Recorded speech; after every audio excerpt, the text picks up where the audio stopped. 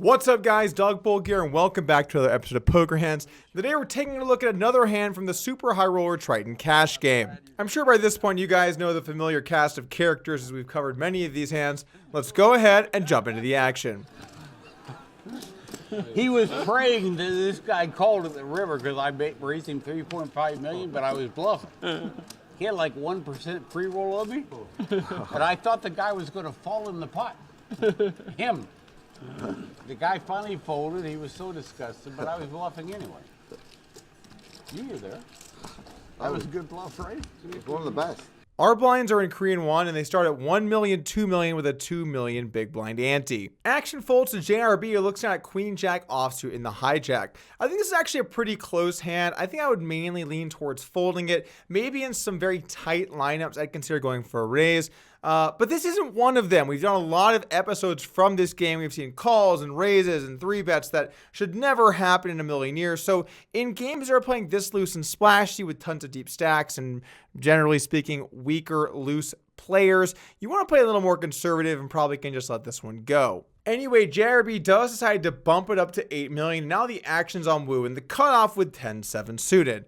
At this point, it feels like I'm beating a dead horse. But this is also a fold. With 10-7 suited in the cutoff, you simply want to just let this one go. I know these are points that we've made over and over again, but this is really to highlight something for people trying to play poker for a living. Live poker can be very soft. We're looking at one of the highest stakes games in the entire world, and this is what's happening pre-flop. That means if you can find a way to play well and play live poker well, you could certainly stand to make a nice chunk of change. That is, of course, if you're okay leeching off of your rich friends because you're pretending to be their friends and make money off of them because you don't really care, but at the end of the day, it's all about getting the dollar bills. It's up to you. The choice is yours. Anyway, Wu does decide to go ahead and make the call, and now the action's on the button, who folds, and it's over to the small blind with Queen Jack suited. In Romain's shoes here, you could go either way. I don't mind seeing a call, and I don't mind seeing a 3-bet. Usually in the small blind, especially versus larger sizes like a 4 big blind raise, we lean more towards raising to try and knock the big blind out of the pot, isolate players, and of course your direct odds to call are going to be weaker. However, you do have a caller behind. It's a player who's probably playing a range that's a bit too wide, so I think both options can certainly be on the table here. Romain decides to go for the more conservative one and just call, and now over to the big blind, Andrew Robo looks down at ace-4 offsuit. And what Robo does here might be one of the most notable hands I've seen on the entire show. That's right, he finds a way to lay it down. The ace-4 offsuit, he's just not getting the price he needs. And this is probably a prudent laydown in tighter games for sure. And this one, I think I lean towards taking a flop. But either way, when you've got someone in your game that's playing this tight, you know what you need to tell them. Fuck off. Anyway, Robo does fold, and let's take a flop. That's when he asked you How much I'm in the game. and you kept your cool. Romain flops to flush, Amazing.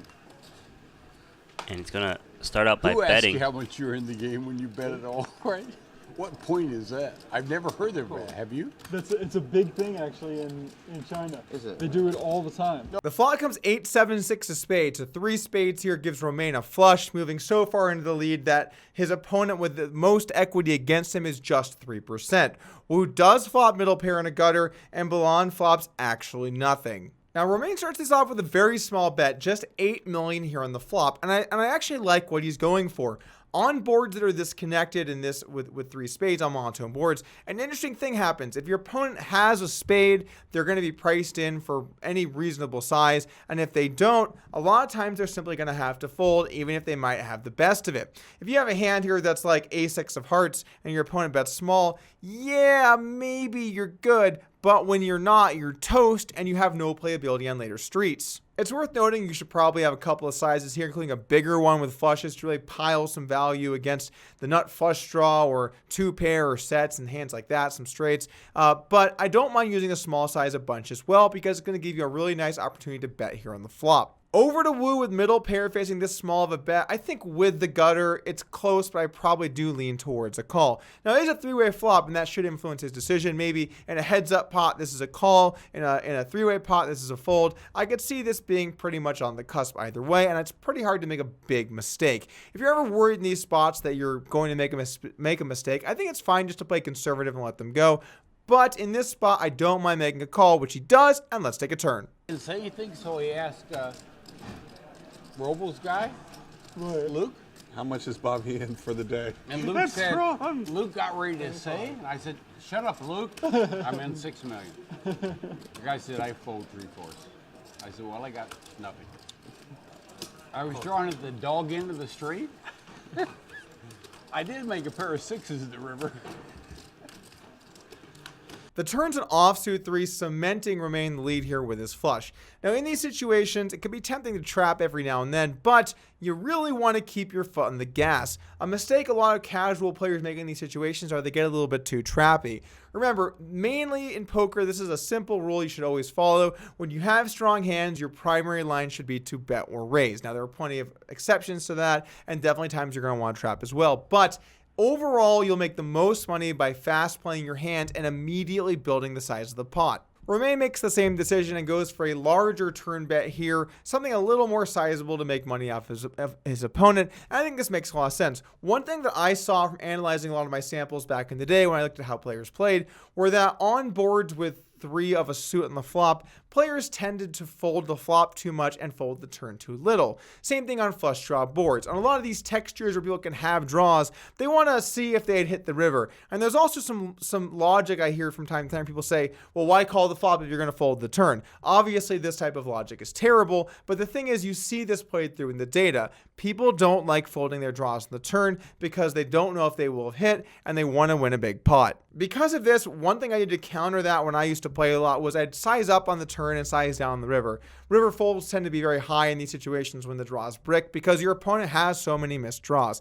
Anyway, this turn size does make some sense to me. I wouldn't mind even slightly larger if he thinks his opponent might be a little bit too loose, or even just in general, I think that's a fine play. Now over to Wu, facing this turn bet, you simply have to fold. And even if your opponent has a high spade and they're bluffing you, let's say he's got ace queen with the ace of spades, he's bluffing. Okay, but he has a ton of equity. He hits the nuts on any spade, an ace or a queen. He now beats you with top pair. There are going to be rivers you can't call. What if this river is a 5 or a 4? Are you going to call down these rivers? Probably not. It's going to be so hard to call down those situations for, given how weak your hand is and how many strong hands your opponent can have. So this is a spot where Wu just has to get out of the way. And we can see a lot of mistakes compounding. Now we're in a huge pot with a hand that shouldn't be here. At least a couple of calls made that shouldn't have been. Well, let's take a river and find out where this goes.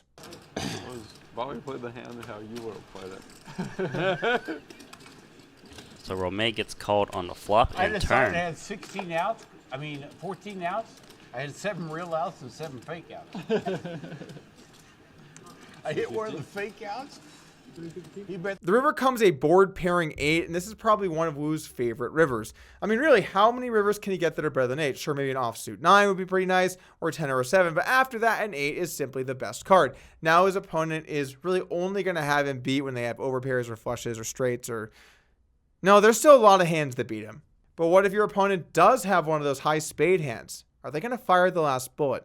And that's got to be what Wu's thinking as Romain does decide to go ahead and fire the river. And I think that's the right play from Romain here. Again, good hand, bet and build this pot and get some value. He's got an opponent that could certainly have a variety of pairs that could call him here. You don't want to get too fancy in these situations. If you go for the check raise, what can really bet and call you that you have beat? Not a lot of hands. So I like the decision to go ahead and bet the river here as well. Over to Wu. This is one of those interesting spots where even though you made some light calls in earlier streets, and yeah, you should probably fold the river, I think if you're going to get to the river with hands this week, I don't mind mixing in some calls. The reason is simple, and this is the last piece of information I want to leave you with today. If you're going to make a very questionable pre-flop call, and you're going to make a maybe questionable flop call, and you're going to make a very questionable turn call, and you get to the river, and you have a hand that couldn't have even really improved along the way, and you can figure out a bunch of hands your opponent can be bluffing with you with, and you can have a bunch of worse hands in your range, you got to just call. Because you culminate your mistakes with an even bigger mistake, which is letting your opponent have the ability to bluff you recklessly.